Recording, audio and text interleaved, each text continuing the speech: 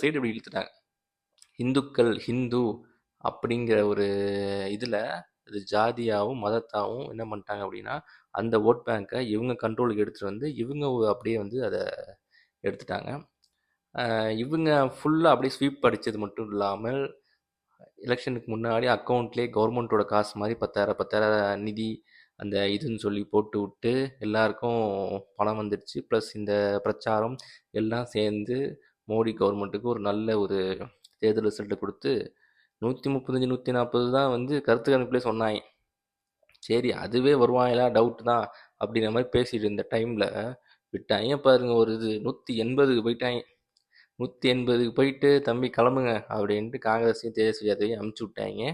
களமாது இல்லை வந்து கள நிலவரமாது அப்படிங்கிற மாதிரி மக்கள் வந்து புரட்சி அது இதெல்லாம் இங்கே எல்லாமே இங்கெல்லாம் வேலைக்கு ஆகாது, போங்க தம்பி எங்களோட ஸ்ட்ராட்டஜியை பற்றியே இல்லை அப்படிங்கிற மாதிரி நீட்டாக ஒரு ஸ்ட்ராட்டஜியை போட்டாங்க, பிளானை போட்டாங்க, பிரச்சாரம் பண்ணாங்க, அமௌண்ட் இறக்குனாங்க, தட்டி தூக்கிட்டு போயிட்டாங்க. இன்னும் உள்ளே என்ன பண்ணி வச்சுருக்காங்க எனக்கு தெரில.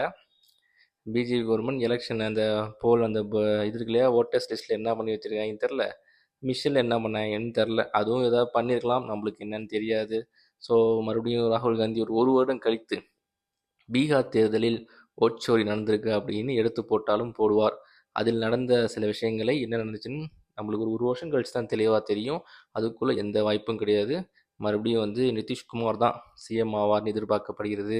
ஸோ அகைன் பிஜேபி பீகாரில் வந்து விட்டது. பீகார் முன்னேறும்னு நீங்கள் நினைக்கலாம், ஆனால் வாய்ப்பில்லை ராஜா. நாங்கள் இருக்க வரைக்கும் வாய்ப்பில்லை. அதனால் வந்து நாங்கள் தான் ஆளுவோம், நாங்கள் தான் வந்து முன்னேறவும் விடமாட்டோம் அப்படிங்கிற மாதிரி பீகார் இன்னும் ஒரு 5 வருஷத்துக்கு வாய்ப்பு இல்லை. 5 வருஷம் கழித்து ஆட்சி மாற்றம் வருதான்னு பார்ப்போம். வந்துச்சுன்னா மேபி சொல்ல முடியாது, என்ன வேணால் நடக்கலாம். ஒரே ஆளெல்லாம் ரொம்ப ஆள்லாம் ஆண்டுட்டு நடக்க முடியாது, என்ன பண்ணாலும் சரி. அதெல்லாம் கொஞ்சம் காலத்துக்கு தான். இப்போ இருக்கிற வரைக்கும் பிஜேபியோட காலம்னு நம்ம போக வேண்டியதான். ஸோ வந்து பார்ப்போம், லெட்ஸ் சி எப்படி போகுதுன்ட்டு. ஆனால் வந்து இது யாருமே எதிர்பார்க்காத ஒரு ரிசல்ட்றான். ஆனால் இப்படி ஒரு ட்விஸ்ட் அடிப்பாங்க நான் நினச்சி கூட பார்க்கடாடி. பீகார் தேர்தலில் கண்டிப்பாக காங்கிரஸ் கூட்டணி வரும்னு நினச்சிட்டு இருந்தோம். ஆனால் பார்த்தீங்கன்னா மறுபடியும் பிஜேபியே வந்து கபாலிடா அப்படிங்கிற மாதிரி இறங்கி அடித்து செஞ்சு தூக்கி போட்டாங்க அசால்ட்டாக. அதுவும் 135 140 ஒத்துப்பண்டா, தூக்கி விட்டாங்க இப்போ 180க்கு மேலே. அப்போ தான் தெரிஞ்சிச்சு கள நிலவரம், மக்கள்லாம் ஒன்றும் கிடையாது.